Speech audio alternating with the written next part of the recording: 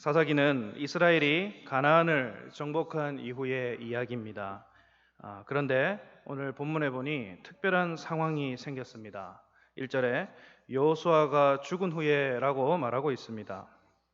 이스라엘을 인도하여서 요단강을 맨 땅으로 건너고 여리고 성을 무너뜨리고 이스라엘에게 약속의 땅을 분배해 준 탁월한 지도자 이 여호수아가 이스라엘 곁을 떠난 사실입니다. 민족의 지도자가 떠났으니 어찌 애통하지 않을 수 있겠습니까? 그런데 또 다른 문제가 있습니다. 그것은 여호수아 이후에 이스라엘을 이끌 지도자를 따로 마련하지 않았다는 겁니다. 하나님께서 이스라엘 백성들을 출애굽하기 위해 모세를 준비시키셨고 모세가 하나님께로 돌아간 이후에 여호수아를 준비시키셔서 가나안 땅에 들어가게 하였다는 것을 우리는 말씀을 통해서 잘 압니다. 여호수아가 죽은 후에도 아직 사명은 끝나지 않았습니다. 출애굽을 하게 하신 것도 가나안 땅에 들어온 이후에도 사명은 계속되었습니다. 오늘 본문을 통해서 두 가지로 교훈과 은혜를 받고자 합니다. 첫 번째로 하나님의 명령에 절대적으로 순종하는 삶을 살아야 합니다. 이스라엘은 그저 젖과 꿀이 흐르는 가나안 땅에서 편안하게 살면 되는 것이 아니었습니다. 각 지파별로 땅을 분배하고 도피성을 지정하는 등 여러 가지 일들을 하였지만 가나안 땅에 살고 있던 토착 민족을 다 쫓아낸 상황은 아니었습니다. 이스라엘이 보기에 하나님이 주신 사명을 다 마치지 못하였는데 현재 지도자 여호수아는 죽고 다음 지도자는 지명되지 않은 이때에 이스라엘 민족은 여호와께 질문합니다. 그리고 이 중재자를 거치지 아니하고 곧장 하나님께 나아갔기 때문에 아마도 그들은 우림과 둠밈을 사용하여 나아갔을 겁니다. 이 우림과 둠밈은 제사장의 흉패 안에 있는 흔들어서 꺼내든지 땅에 던지는 방법으로 하나님의 뜻을 분별하는 그런 도구입니다. 그래서 1절에 보면 이스라엘 자손이 여호와께 여쭈어 이르되 우리 가운데 누가 올라가서 가나안 족속과 싸우리라 묻습니다. 여기에 쓰인 올라가다라는 것은 히브리 원어로 알라입니다. 여기에는 누가 가면 가나안 족속과 싸워 승리하겠습니까? 라는 뜻이 내포되어 있습니다. 표면적으로는 하나님과 직접 대화하는 것이어서 일견 좋아 보일 수도 있습니다. 지금까지는 모세와 여호수아와 같은 지도자들이 중보자 역할을 하면서 하나님의 명령을 수행하였지만 이제부터는 백성들이 자신들을 인도하는 방식이기 때문입니다.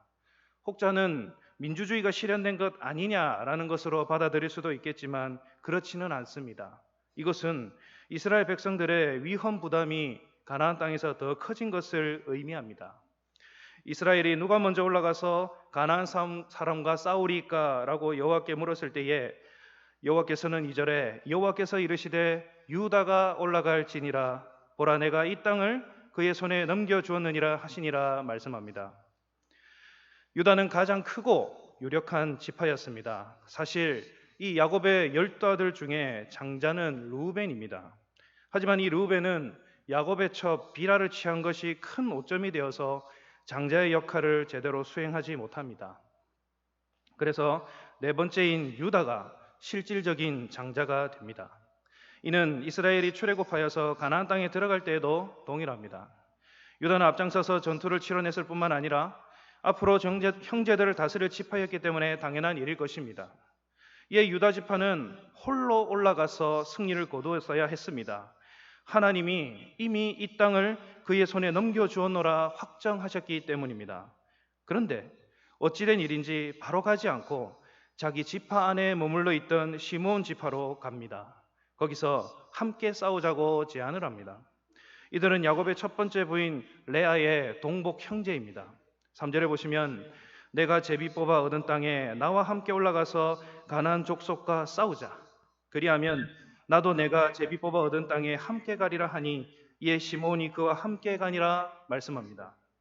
이 같은 형제 동맹을 보면 인간편에서 보면 매우 적절하고 합리적이지 않겠나, 타당하지 않겠나 보입니다. 우리나라 속담에 백직장도 맞들면 낫다라는 속담이 있는 것처럼 말입니다.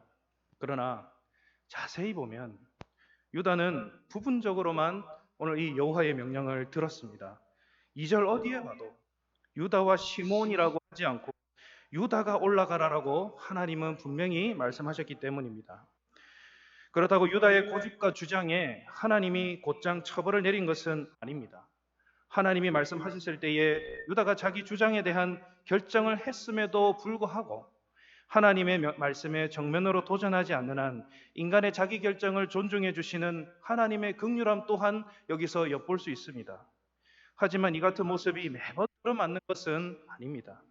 처음에는 허용해 주시지만 이제 이 사사 시대가 시작되고 흘러가면서 점차 이 같은 모습이 강화되었고 마침내는 이스라엘인들이 각자 자기 소견에 옳은 대로 행동하며 사사 시대를 암흑기로 만들어가는 모습을 우리는 보게 될 것입니다. 절대적인 순종이 아닌 불순종이 만들어내는 비극인 것입니다. 성도님들, 우리도 마찬가지입니다. 하나님의 말씀과 명령에 절대적으로 순종하는 우리 성도님들 되시면 좋겠습니다. 혹자는 이렇게 생각합니다. 하나님의 말씀과 내 생각을 좀 더 덧붙여서 더 좋은 결과를 만들어내면 그것으로 된 것 아닌가 하고 생각합니다. 하지만 유다 지파와 시몬 지파가 연합하여 승리하였으나 이는 하나님으로 인하여 이미 결정난 승리입니다.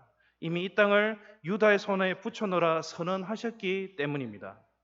나중에 17절에 보시면 서로 연합하여 싸웠다고 명시되어 있지만 실제로 이 땅을 소유하게 된 이야기와 결과를 보면 유다 혼자 땅을 차지한 것처럼 되어 있습니다. 결국 시므온 지파는 가장 작은 지파로 유다 지파에 합병됩니다. 여기서 중요한 사실은 인간의 지식과 결정보다 하나님의 뜻이 우선한다는 점입니다. 그렇기 때문에 우리는 하나님의 뜻을 잘 분별하여 말씀하신 장성한 분량에 이르기까지 순종하는 모습이 필요합니다. 일전에 제가 어떤 집사님들과 함께 시골 교회에 방문한 적이 있었습니다. 거기 있는 교회가 증축 중이었고 어떤 분이 교회 짓는 것이 힘들지 않으시냐라고 목사님께 물었습니다.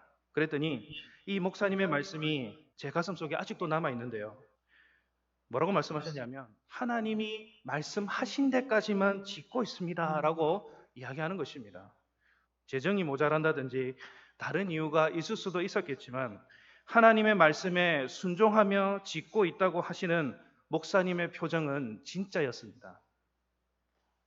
지금 현재 우리가 순종해야 할 부분이 있으시다면 하나님의 말씀에 순종하여 그것만이 살 길이라고 여기시는 우리 성도님들 되시면 좋겠습니다.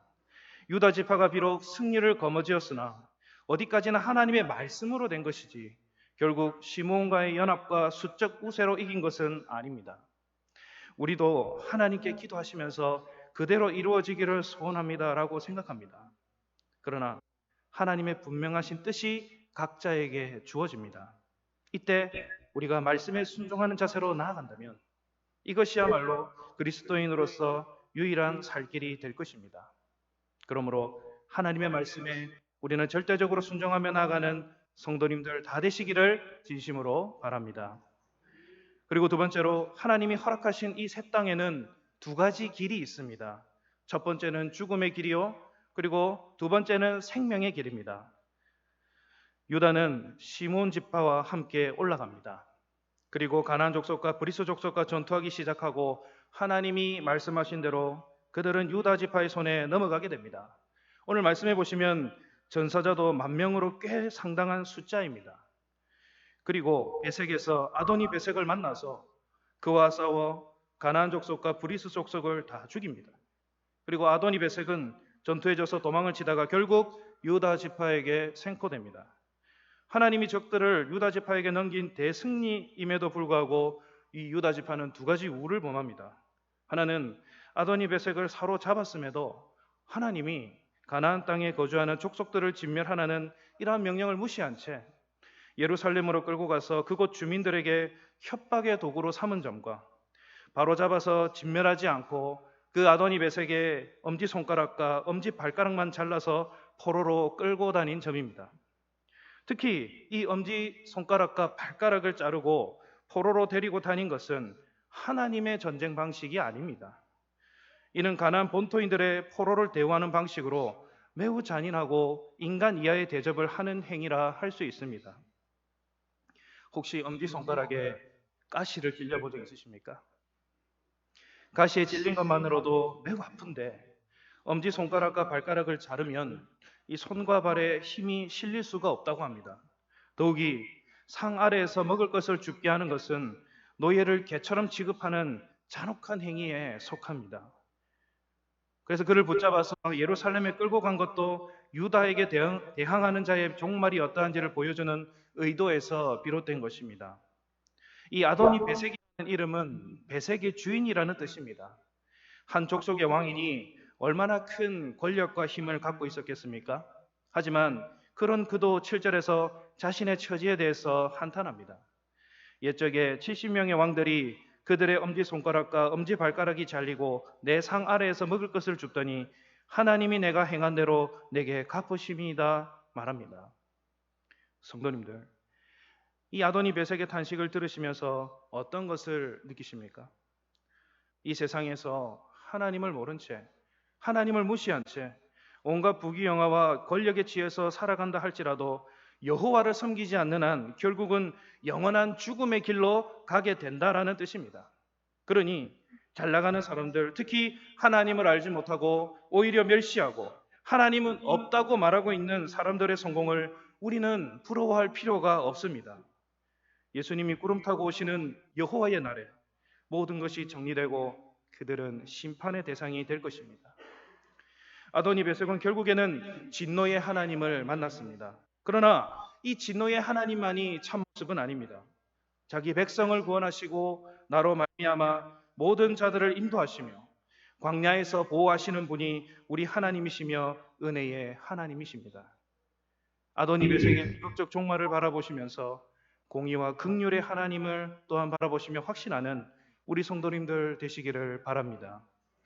그리고 두 번째로 생명의 길입니다. 하나님의 약속의 땅에서 이 아도니 베색의 비극적인 종말이 있었다면 그와는 반대로 생명의 길이 있습니다. 그것은 바로 생명의 근원인 땅과 샘물을 얻은 악사와 온니엘입니다. 아도니 베색이 죽자 이 유다 지파는 예루살렘을 함락하고 성을 불태웠습니다. 그리고 계속 남아있어 헤브론을 점령하고 세세와 아이만 달메 같은 가나안 땅의 용사들을 죽이는 데 성공합니다. 그 이후에 유다 지파는 드빌이라는 곳을 공격하기에 이릅니다. 이때 우리에게 친숙한 이름 갈렙이 등장합니다. 갈렙은 잘 아시다시피 유다 지파이며 나이가 많았지만 용맹하고 진취적인 사람입니다. 갈렙은 이 드빌을 공격하여 취하는 자에게 자신의 딸 악사를 주겠다고 약속합니다. 12절에 갈렙이 말하기를 기럇 세벨을 쳐서 그것을 점령하는 자에게는 내 딸 악사를 아내로 주리라 하였더니 라고 말하고 있지 않습니까? 여기서 온니엘이 등장합니다. 그는 갈렙의 아우였는데 드빌을 쳐서 승리합니다. 이 사사 시대의 첫 번째 사사가 바로 이 온니엘과 동일 인물입니다. 그리고 오늘 이 온니엘 못지않게 주목할 만한 사람은 악사입니다. 그도 현숙하고 지혜로운 여인이었기 때문입니다. 악사는 온니엘을 시켜 아버지에게 땅을 요구하도록 합니다. 14절에 악사가 출가할 때에 그에게 청하여 자기 아버지에게 밭을 구하자 하고라고 말합니다. 그러자 악사는 여기서 멈추지 않습니다. 아버지 갈렙에게 또 다른 무언가를 더 원했습니다. 14절에 보시면 내리매라고 말하고 있는데 우리 한글 성경에서는 나귀에서 내리매라고 표현하고 있지만 히브리어 동사를 직역해 보면 나귀에서 떨어질 듯이 내려서 내리다라고 해석할 수 있습니다. 즉 나귀를 타고 있다가 아버지 갈렙을 보자마자 뛰어내려서 무릎을 꿇고 갈렙에게 구한 것입니다. 이것은 악사가 아버지 갈렙에게 드리는 최고의 경의를 표한 행위입니다. 갈렙은 무릎을 꿇고 있는 딸에게 묻습니다. 무엇을 원하느냐? 그래서 악사는 15절에 내게 복을 주소서. 아버지께서 나를 남방으로 보내시니 샘물도 내게 주소서 하매라고 말합니다. 이 온니엘과 악사가 살아갈 땅은 남방입니다. 이곳은 강수량이 그리 풍부하지 않은 반사막 지역인 것입니다. 그러니 땅은 마련되었지만 물이 없었기 때문에 풍성한 소출을 기대하기란 어려운 지역입니다. 샘물이 절대적으로 필요한 곳이죠. 씨앗이 자라는데 필요한 물이 없다면 아무리 좋은 밭이라 해도 소용이 없기 때문에 악사는 최고의 경의로 아버지 갈렙에게 복과 샘물을 구한 것입니다. 이 딸의 요청에 갈렙은 어떻게 대응합니까? 갈렙이 윗셈과 아랫셈을 그에게 주었더라 말씀합니다. 용감한 용사 온니엘과 현숙한 여인 악사가 보여준 너무나 당연한 결과입니다. 이 8절에서 15절에서 보여주는 이 에피소드는 단지 이 부부를 기억하기 위해서 기록된 역사가 아닙니다. 이스라엘이 하나님과 맺은 언약의 조건을 충족하기만 한다면 그들이 얻을 수 있는 풍성한 생명이 어떤 것인지를 제시하기 위해 하나님은 말씀하고 있는 겁니다. 이스라엘은 약속의 땅 가나안에서 하나님의 명령에 충성하기만 한다면 얼마든지 하나님께 구하며 받을 수 있고 또 샘물도 얻을 수 있다는 사실입니다.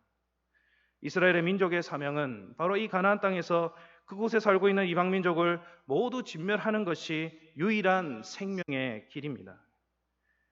오늘 본문은 길에 들어선 사람들의 결말을 우리에게 여실히 보여주고 있습니다. 우상 숭배자인 이 아도니베섹은 결국 진노의 하나님을 생각하며 신체가 훼손된 채 비극적인 죽음의 길을 걸어갔습니다. 반면 하나님의 명령에 순종하며 섬기는 자에게는 지혜로운 신부와 땅과 샘물이라는 보상이 주어졌습니다. 성도님들, 하나님은 우리에게도 마찬가지로 약속의 땅을 허락하십니다. 지금 우리가 밟고 서 있는 이곳이 바로 약속의 땅입니다. 하나님의 인도하심과 말씀에 순종하며 살아가야 하고 또 생활해야 하는 곳. 오늘 우리는 어떤 길로 걸어가려고 하십니까? 그 어느 누구도 죽음의 길로 가려고 하지는 않을 것입니다. 생명의 길, 예수님과 함께 거니는 길로 다 가려고 할 것입니다. 그러므로 주님을 온전히 섬기고 온전한 그리스도인의 삶을 사는 우리 성도님들 되시기를 소망합니다. 말씀과 기도로 늘 자신을 무장하며 낙심하고 유혹거리가 찾아와도 하나님이 말씀하시면 두려울 것이 없다는 믿음을 가지시면 좋겠습니다. 요한복음 14장 6절에 예수께서 이르시되 내가 곧 길이요 진리요 생명이니 나로 말미암지 않고는 아버지께로 올 자가 없느니라 말씀하고 있습니다. 오직 예수 그리스도를 통해서만 아버지께로 생명의 길을 갈 수 있습니다. 예수님만 섬기는 가정, 예수님이 머리 되셔서 마지막 한 영혼까지도 구원하여 제자 삼는 우리 교회로 더욱 거듭나기를 진심으로 바랍니다. 말씀을 정리합니다. 우리는 하나님의 말씀에 절대적인 순종을 하며 살아가야 합니다. 하나님은 유다만 올라가라고 이야기했지만 유다는 반쪽 순종만 우리에게 보여주었습니다. 그것은 온전한 순종이 아니지요. 우리에게 유일한 길은 약속의 땅에 들어왔지만 길이 두 갈래가 늘 있다는 것을 생각해야 합니다. 하나님이 계시지 않는 죽음의 길로 갈 것인가? 예수님과 동행하는 생명의 길로 갈 것인가? 우리는 선택해야 합니다. 그래야 우리는 전적인 생명의 길로 걸어가면서 오직 예수님만 바라보며 복을 누리시는 귀한 우리 모든 성도님들 다 되시기를 진심으로 바라고 원합니다. 오늘 주신 말씀을 기억하시면서 1분간 기도하시겠습니다.